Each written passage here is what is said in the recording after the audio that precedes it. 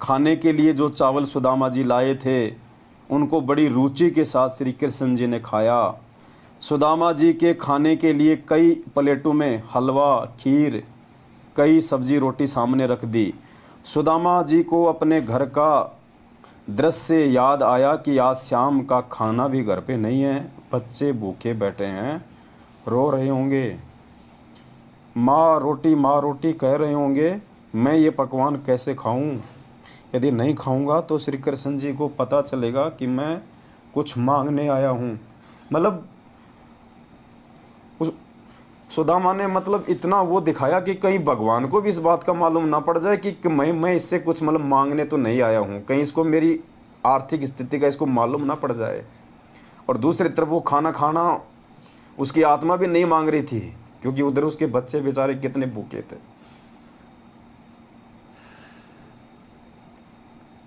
इसलिए एक ग्रास रोटी लेकर धीरे धीरे खाने लगा, उंगलियों को बार बार मुख में चाटकर समय बिताने लगा। परंतु श्री कृष्ण जी की दृष्टि से मित्र के मुख कमल पर थी। सब हाव भाव देख रहे थे। कहाँ खा ले यार सुदामा, क्यों उंगली चाटे है? सुदामा जी ने 2 रोटी खाई तथा खीर हलवा ना मात्र का खाया, हाथ धोकर बैठ गया। श्री कृष्ण जी ने पूछा कि बच्चे तथा भाभी जी कुशल हैं? निर्वाह ठीक से चल रहा है? सुदामा जी ने कहा, देखो पुण्यात्मों,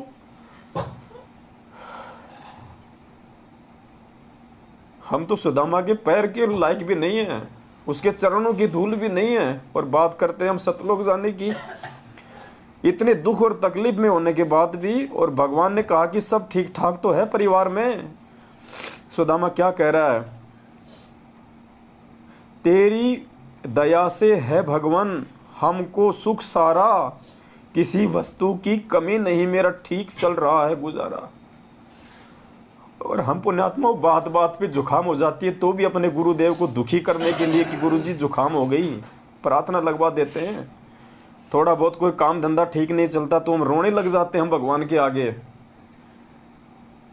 हमें विश्वास नहीं है।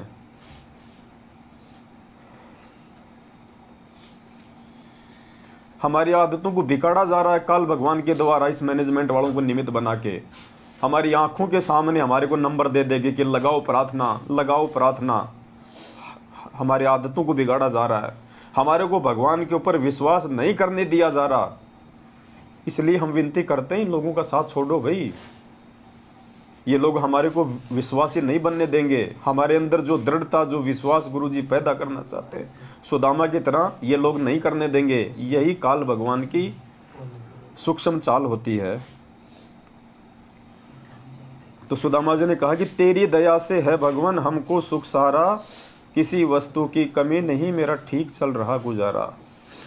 श्री कृष्ण जी तो समझ चुके थे कि यह मर जाएगा पर मांगेगा नहीं।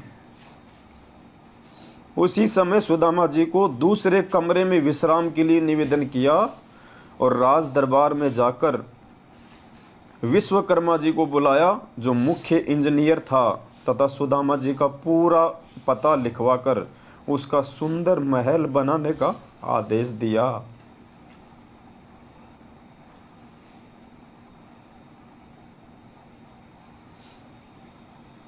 हमें जो गुरुजी देना चाहते हैं ना इस भक्ति के प्रतिफल में, हमें मांगना भी नहीं आता।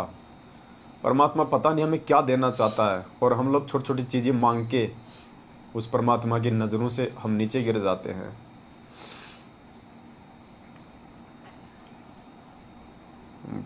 एक समय की बात है, कोई बच्चा अपने पिताजी के साथ में किसी दुकान पे गया, तो उसने कहा कि बेटा टॉफ़ी लेगा? दुकानदार ने कहा। तो बच्चे ने कहा कि हाँ अंकल मैं टॉफ़ी लूँगा। बोला बेटा ले ले, ये डब्बा है, इसमें निकाल ले। बच्चे ने नहीं निकाली। बोला बेटा ले ले इस डब्बे के अंदर। बच्चे ने हाथ आगे नहीं बढ़ाया। तो बोला बेटा तू क्यों नहीं ले रहा? बोले अंकल जी मेरा हाथ बहुत छोटा है, अगर मैं मेरे हाथ से उठाऊंगा तो क्या पता 4 टॉफ़ी आएंगी, 5 टॉफ़ी आएंगी, और आप यदि अपने हाथ से दोगे तो बहुत सारी आएंगी। तो पुण्यात्मा, अगर भगवान अगर भगत की भक्ति से प्रसन्न होकर अगर अपनी इच्छा से उसको कुछ देगा, पता नहीं परमात्मा क्या दे दे। और हम नालायक एक कार, एक कोठी, एक मकान, अपने बच्चों की नौकरी मांग मांग के, और जो परमात्मा हमें जो देना चाहता है वास्तव में, हम उससे भी हम दूर हो जाते हैं।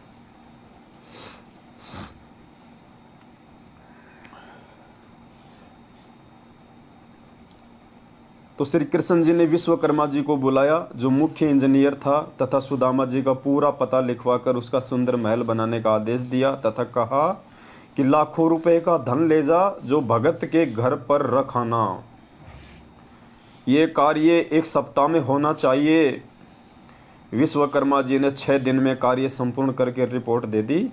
सुदामा जी प्रतिदिन चलने के लिए कहते तो श्री कृष्ण जी विशेष विनय करके रोके रहे। 7वें दिन सुदामा वहां से चल पड़ा। नए बहुमूल्य वस्त्र पहने हुए थे, रास्ते में सोचता हुआ आ रहा था। अब देखना पुण्यात्मा, भगत कहाँ पे मार खा जाता है, जहां सुदामा भी जो है मार खा गया। सुदामा ने उनको अंतर्यामी नहीं माना, उनको परमात्मा नहीं माना, घट घट का वासी नहीं माना। सुदामा भी कहाँ अपने मित्र के प्रति मन में दोष पैदा करके मार खा गया। ये बहुत ही इंपॉर्टेंट टॉपिक है।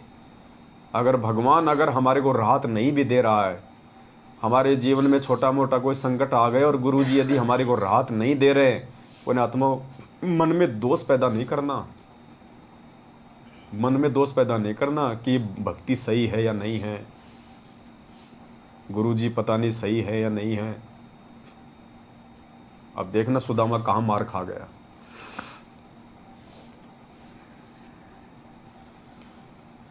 रास्ते में सोचता हुआ आ रहा था कि श्री कृष्ण मेरे से पूछ रहा था कि किसी वस्तु का अभाव तो नहीं है।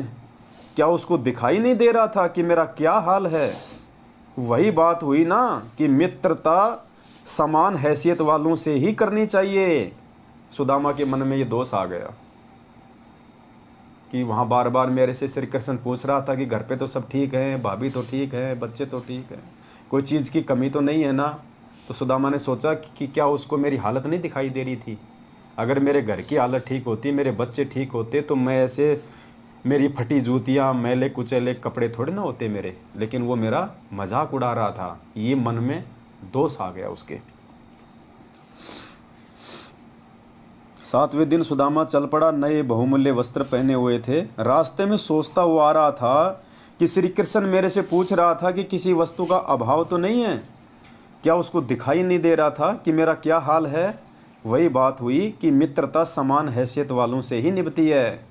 इतनी देर में देखो, उधर तो भगवान के प्रति मन में दोष आया और इधर देखो फिर उसका रिजल्ट। हमें शिक्षा दे रहे हैं गुरुजी कि कैसे भी विकट परिस्थिति आ जाए, भगवान से विश्वास नहीं हटाना, मन को कमजोर मत करना, आत्मा को नीचे मत गिरने देना। ये परीक्षा का समय होता है। सुदामा ऐसा सोच ही रहा था, मन में दोष लेके आया। इतनी देर में जंगली भीलों ने रास्ता रोक लिया और कहा कि निकाल जो कुछ ले रखा है। सुदामा जी ने कहा कि मेरे पास कुछ नहीं है। भीलों ने तलाशी ली तो कुछ नहीं मिला।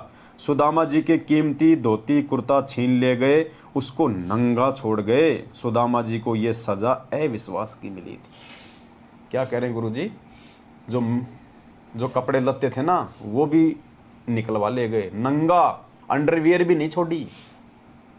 और गुरुजी कह रहे हैं कि सुदामा को ये सजा मिली थी, ये किस चीज की मिली? अविश्वास की। ये हमें शिक्षा दे रहे हैं गुरुजी कि नाम दीक्षा लेने के बाद अपने भगवान पे अविश्वास नहीं करना बिल्कुल भी, चाहे दुनिया इधर से उधर क्यों ना हो जाए, काल तुम्हें कितना भी तोड़ने मरोड़ने का प्रयास क्यों ना करे, तुम्हारे मन में कितने भी विक्षेप पैदा क्यों ना करे। जैसे अर्जुन और सर्जुन मार खा गए थे भगवान पे अविश्वास करके, भगवान पे शंका करके। जब लोगों ने कहा ना कि तुम कहाँ मर गए थे, यहाँ तो कबीर ने ऐसा कांड कर दिया, बड़े बाजार में बेइज्जती कर दी, हमारे को मुंह दिखाने के लायक नहीं छोड़ा, तो अर्जुन सर्जुन ने पहले तो हिम्मत दिखाई, बड़े नालायको तुम क्या बोल रहे हो, तुम्हारे मुंह में कीड़े पड़ जाने चाहिए, तुम गुरुजी के बारे में ऐसा बोल रहे हो। तो फिर लोगों ने कहा कि तेरे को विश्वास नहीं है क्या? उस वैश्या के घर पे जाके देख ले, वहीं मिलेंगे गुरुजी तेरे को, रोज जाते हैं। तो अर्जुन सर्जुन के मन में क्या आया पता है? उन्होंने बोला भाई अगर आंखों से देख लेंगे तो मानेंगे, वही मार खा गए। वहाँ जाना और गुरु जी को शिक्षा देना तो पुण्यात्मा बहुत दूर की बात है। वो वहीं मार खा गए थे कि अगर आंखों देख लेंगे तो मानेंगे। इसका मतलब उनको विश्वास नहीं था कि गुरु जी ऐसा कर भी सकते हैं। वहीं मार खा गए वो। और वहाँ जाके तो उन्होंने अपने कर्म फोड़े लिए भगवान को शिक्षा देके कि गुरु जी बाहर आपकी बदनामी हो रही है, ये नीच का घर, आपको यहाँ नहीं बैठना चाहिए। तो सुदामा के भी मन में दोष आ गया। सुदामा जी को ये सजा अविश्वास की मिली थी। तो पुण्यात्मा चाहे कुछ भी हो जाए, अरे गर्दन कौन सी बड़ी बात है। आज से पहले हमारे असंख्य जन्म हो लिए, हम कोई सुख शांति की मौत तो मुश्किल से 1-2% ही मरे होंगे, बाकी तो हम दुर्घटनाओं में मरे हैं। कोई बीमारी से तड़प तड़प के मरा है, कोई सेना में होगा तो दुश्मन ने उसका गला काट दिया होगा। आजकल तो गोलियों से मार देते हैं, पहले तो चाकू से मारते थे, गले काट दिया करते थे। कितनी बार हम बकरे बने, कसाई ने हमारे वो गले काटे।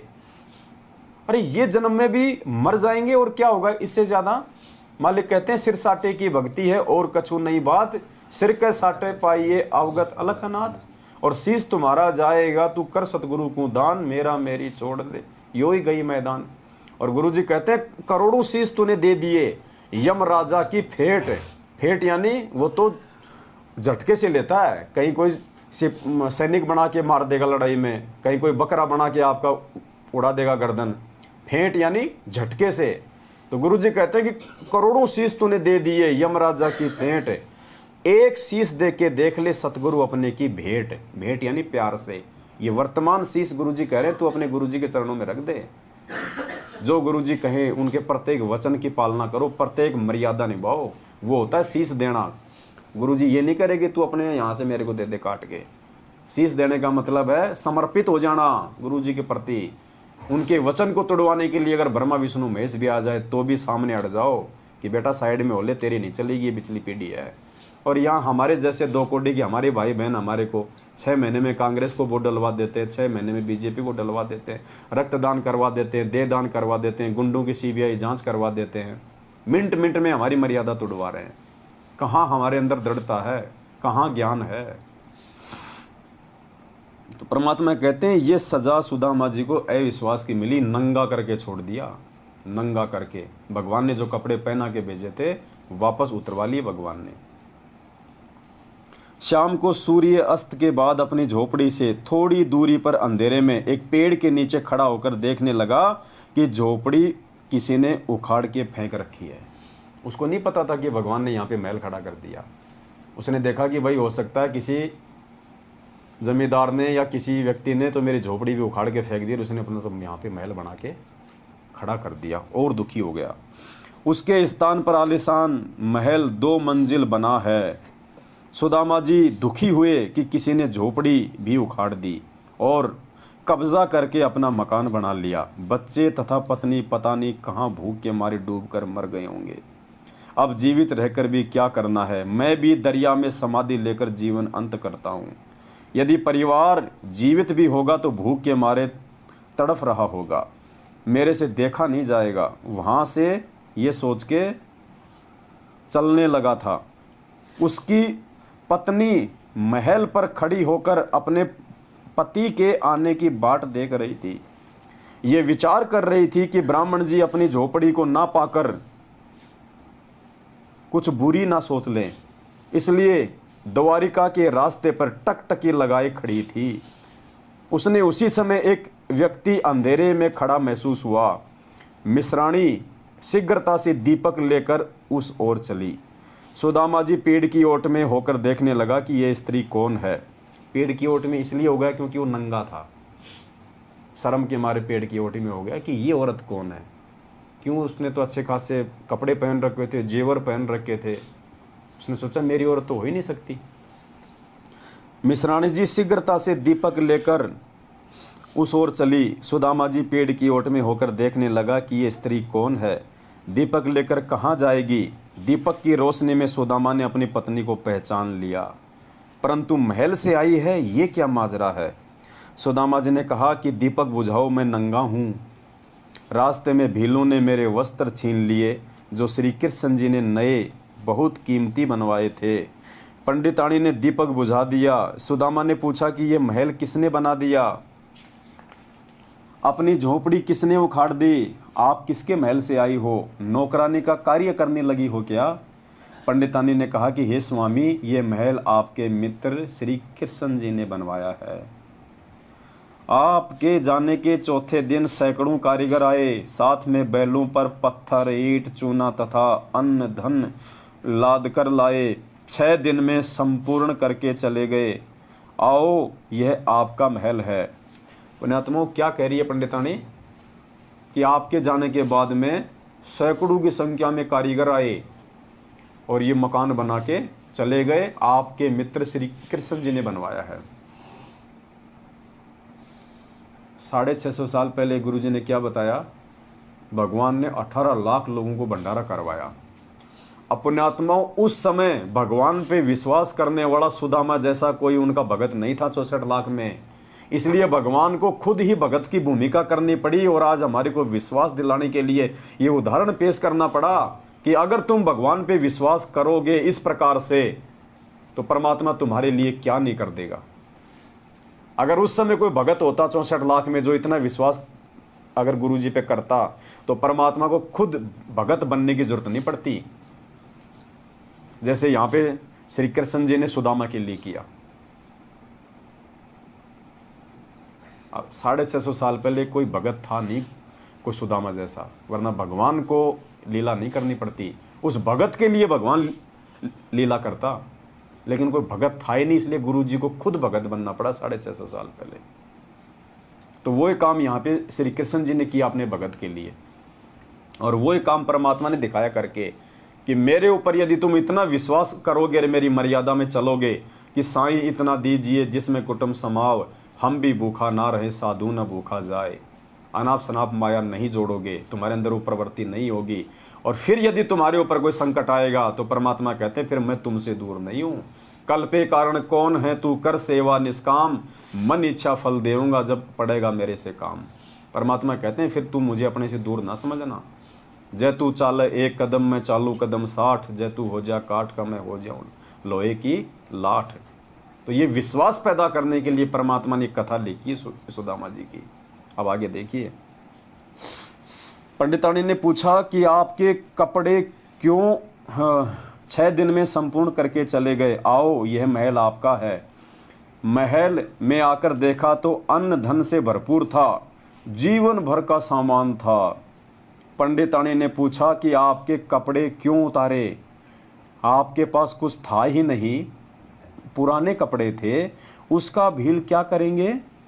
तब सुदामा ने सारी घटना बताई तथा अपने उस घटिया विचार की भी जानकारी दी जो मित्र के प्रति आया था।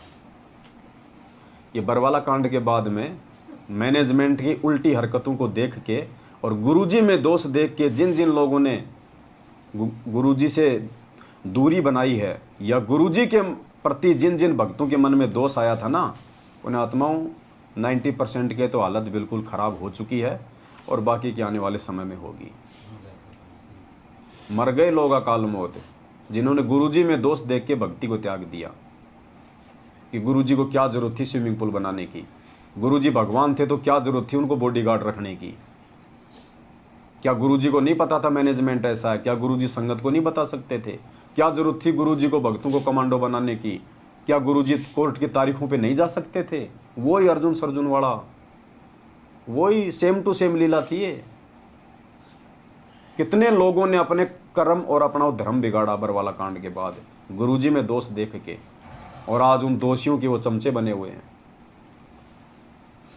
तब सुदामा ने सारी घटना बताई तथा अपने उस घटिया विचार की भी जानकारी दी जो मित्र के प्रति आया था। यानी गुरुजी हमें समझाना चाह रहे हैं कि नालायकों, सुदामा के मन में जो विचार आया घटिया और जिसके चलते उसके साथ ऐसा हुआ, तो इस शिक्षा से पहले ही तुम संभल जाना और अपने गुरुजी के प्रति जीवन में कभी किसी भी अरे गहरे व्यक्ति के कहने पे दोष पैदा मत करना। हम हिसार जाते थे तारीखों पे, ट्रेन में पता नहीं कितने लोग मिलते थे हमारे को, और रामपाल के चेले हम आरती करते थे अपनी, मालूम हो ही जाता था। अरे भाई कि जाओ हो, अरे मैं जानू हूँ मेरे गांव का है, मेरा खेत और उसका खेत बराबर में है, बीड़ियाँ का सुट्टे मारा करता। अब बन गया वो साधु। कोई कहता अरे मैं और वो दोनों एक ही बैच में काम करते थे, मैं भी उसी डिपार्टमेंट में था, मन अच्छे से पता उसके बारे में, थमकित बाबा के चक्कर में आके थम पागल हो गए। अब जो मंद बुद्धि होगा वो तो सोचेगा यार गुरुजी के गांव का है, दोनों के खेत बराबर में है, यार ये तो झूठ क्यों बोलेगा, बस वहीं मर गए। यार इसने तो गुरुजी के साथ में नौकरी की है, इसका क्या फ़ायदा झूठ बोल के, ये जो कह रहा है सही कह रहा होगा, वहीं मर गए। ये सोचना चाहिए कि ये जो कह रहा है ना, ये कह नहीं रहा, काल इससे कहलवा रहा है मुझे भगवान से दूर करने के लिए। पुण्यात्मों, तब हम इस भक्ति मार्ग पे टिक पाएंगे। इतना विश्वास जब अपने इष्ट पे, अपने गुरु भगवान पे होगा। तब सुदामा जी ने सारी घटना बताई तथा अपने उस घटिया विचार की भी जानकारी दी जो मित्र के प्रति आया था, कि मेरे से श्री कृष्ण पूछ रहा था कि घर में किसी वस्तु की कमी तो नहीं है, गुजारा ठीक चल रहा है क्या। मैंने कह दिया था कि आपकी कृपा से सब कुशल है, किसी वस्तु की कमी नहीं है, निर्वाह ठीक चल रहा है। पत्नी ने कहा कि आप कहाँ मांगने वाले हो, वे तो अंतर्यामी है, सब जान गए थे। सुदामा जी ने कहा कि सब जान गए थे, इसीलिए तो मेरे वस्त्र भी छिनवा दिए, कि मेरे अंदर जो घटिया विचार आया था उसको भी तो जान गया फिर वो अंतर्यामी, इसीलिए तो छिनवा दिए मेरे वस्त्र, मेरे उस दोष को देख के। बाद में समझ में आ गई सुदामा के कि हाँ भाई अंतर्यामी तो था, और अंतर्यामी था इसीलिए उसने मेरे कपड़े भी छिनवा दिए। ये शिक्षा गुरुजी हमें दे रहे हैं कि इतना सा भी दोष अगर आ गया मेरे प्रति, क्या हाल होगा तुम्हारा। वे तो अंतर्यामी हैं, सब जान गए थे। सुदामा जी ने कहा कि सब जान गए थे, इसीलिए तो मेरे वस्त्र भी छिनवा दिए। मैं विचार करता जा रहा था कि देखा, मित्र मेरे से पूछ रहा था कि सब ठीक तो है, किसी वस्तु की कमी तो नहीं। मैं सोच रहा था कि क्या इसको मेरी ये हालत देखकर ये भी नहीं पता कि ये दशा क्या ठीक ठाक की होती है। ठीक ही है कि मित्रता तो समान हैसियत वालों की निभती है।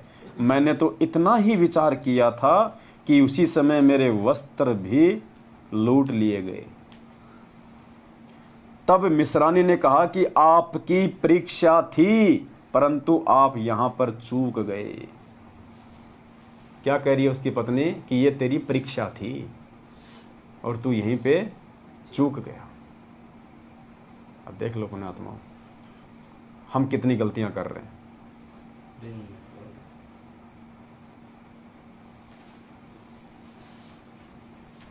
उसी का झटका आपको दिया। अब देख तेरे मित्र का कमाल। बच्चों के वस्त्र राजाओं जैसे हैं, चार सिपाही चारों कोणों पर रखवाली कर रहे हैं। वाणी नंबर 106 में यही कहा है कि संत सुदामा श्री कृष्ण के संगी यानी मित्र थे, जो दारिद्र टोटे यानी निर्धनता की नदी यानी अत्यधिक निर्धन व्यक्ति था। उसके चावल खाकर सोने के महल बख्श दिए, निःशुल्क मुफ्त में दे दिए। विचार, गुरुजी कह रहे हैं विचार। श्री कृष्ण जी राजा थे, अपने मित्र की इतनी सहायता करना एक राजा के लिए कोई बड़ी बात नहीं है। इतनी सहायता तो एक प्रांत का मंत्री अपने मित्र की आसानी से कर सकता है। अब देखना परमात्मा ने क्या क्या किया अपने भक्तों के साथ। परमेश्वर कबीर जी ने एक अति निर्धन मुसलमान लुहार तैमूर लंग की एक रोटी खाकर 7 पीढ़ी का राज बख्श दिया। उसने तो 3 मुट्ठी खाए थे चावल की, भगवान ने तो केवल 1 चपाती खाई थी और 7 पीढ़ी का राज दे दिया। उसने खाली सुदामा के जीवन को ही सफल किया और भगवान ने 7 पीढ़ी का राज बख्श दिया। राज जो पूरे विश्व का संचालन करता है, पूरा देश चलाता है। यानी गुरुजी कह रहे हैं कि उस श्री कृष्ण से आज तुम्हारा भगवान कितना समर्थ है, देख लो नालायको। और तुम भगवान तो श्री कृष्ण से भी ज्यादा समर्थ तुम्हारा, लेकिन तुम भगत सुदामा से भी नीचे गिरे हुए, तो कैसे बात बनेगी? कैसे सतलोक की यात्रा कर पाओगे? कैसे वो दरवाजा देख पाओगे? एक अति निर्धन मुसलमान लोहार तैमूरलंग की एक रोटी खाकर 7 पीढ़ी का राज बख्श दिया। उसी जीवन में तैमूरलंग राजा बना, जिसका राज्य विशाल था। दिल्ली की राजधानी पर उसने अपना प्रतिनिधि छोड़ा था। उसकी मृत्यु के उपरांत कुछ समय दिल्ली की गद्दी पर अन्य ने कब्जा कर लिया था। फिर तैमूरलंग के पोते बाबर ने दिल्ली पर कब्जा कर लिया। पहले तैमूरलंग का प्रतिनिधि दिल्ली पर बैठा रहता था। उसकी तीसरी पीढ़ी ने अपने आप को स्वतंत्र घोषित कर दिया। तब बाबर ने लड़ाई करके दिल्ली का राज्य प्राप्त किया। बाबर से औरंगजेब तक 6 पीढ़ी तक प्रथम तैमूरलंग। इस प्रकार कुल 7 पीढ़ी का राज्य परमेश्वर कबीर जी ने तैमूरलंग को दिया। नंबर 1 तैमूरलंग, नंबर 2 उसका पोता बाबर, नंबर 3 हुमायूं पुत्र बाबर, नंबर 4 अकबर पुत्र हुमायूं, नंबर 5 जहांगीर पुत्र अकबर, नंबर 6 शाहजहां पुत्र जहांगीर और नंबर 7 औरंगजेब पुत्र शाहजहां। एक चपाती के बदले 7 पीढ़ी का राज, जबकि ना तो उसने नाम लिया था उस समय तक, ना वो कोई मर्यादा में था, ना वो कोई भक्ति जानता था। ये समर्थता दिखाई परमात्मा ने कि आज तो तुम मेरी शरण में हो, तुम्हारे लिए मैं क्या नहीं कर सकता। रंका बंका वाली उस कथा में परमात्मा ने क्या कहा उनको कि मैं चाहूं तो तुम्हारे लिए सोने का महल भी बनवा सकता हूं, सोने का भी। उनकी झोपड़ी जलाई ना परमात्मा ने, और फिर उससे भी बड़ी झोपड़ी बना दी थी। और जब वो गए अपने गुरुदेव के पास में पूछने के लिए कि गुरुदेव जो आकाशवाणी हुई थी झोपड़ी में रहने की, वो आपकी थी या किसी और की थी, तो उन्होंने कहा कि बेटा वो झोपड़ी मैंने जलाई थी, मैंने बनाई है। तुमने जो परीक्षा दी है और इस परीक्षा में जो तुम पास हुए हो, उसके बदले तो मैं तुम्हारा सोने का मकान भी बना सकता था। लेकिन भगवान ने भक्तों से भक्ति करवानी होती है, इसलिए उनको परमात्मा लिमिट में रखते हैं। विशेष भिन्नता, जन्म मरण का कष्ट न श्री कृष्ण जी का समाप्त है न सुदामा का हुआ। दोनों ही आगे के जन्मों में अन्य प्राणियों के शरीरों में जाएंगे। तैमूरलंग को 7 पीढ़ी का राज्य भी मिला और मोक्ष भी मिला। अब देखो पुण्यात्माओं, क्या आज तक कभी गुरुजी ने किसी सत्संग में कहा कि तैमूरलंग का मोक्ष हो गया, वो सतलोक चला गया? वो तो भक्ति युग था ही नहीं। उस समय तो प्रथम मंत्र भी भगवान ने किसी को पूरा नहीं दिया। 1392 में परमात्मा ने प्रकट होकर उसको नाम दिया था, जबकि काशी में 1398 में आया था, 6 साल बाद। अपने काशी में प्रकट होने के 6 साल पहले ही परमात्मा तैमूरलंग को मिला था, 1392 में। और क्या लिख रहे हैं गुरुजी? तैमूरलंग को 7 पीढ़ी का राज्य भी मिला और मोक्ष भी मिला। मोक्ष, अब देखो, अब गुरुजी तो नानक जी के आगे भी लिख देते हैं कि नानक जी का मोक्ष हो गया। अब नानक जी का मोक्ष हुआ मान लेना, अगर आपकी आत्मा गवाह दे दे कि तैमूरलंग का भी मोक्ष हो गया होगा। राज्य में मोक्ष नहीं होता, और तैमूरलंग का उस समय कहां से मोक्ष हो जाएगा? लेकिन मोक्ष का मतलब ये नहीं कि वो सतलोक बैठ गया। मोक्ष का मतलब है कि परमात्मा ने उसको जन्म मरण के चक्कर से निकालने के लिए उसको भक्ति पे लगा दिया। अब परमात्मा किसी न किसी जन्म में उस आत्मा को पार भी लगा देगा, मोक्ष भी कर देगा। तो मोक्ष का मतलब ये होता है। यहाँ पे मोक्ष का नाम लेते ये नहीं कि वो तो सतलोक ही चला गया। सतलोक से पहले तो मिनी सतलोक भी है।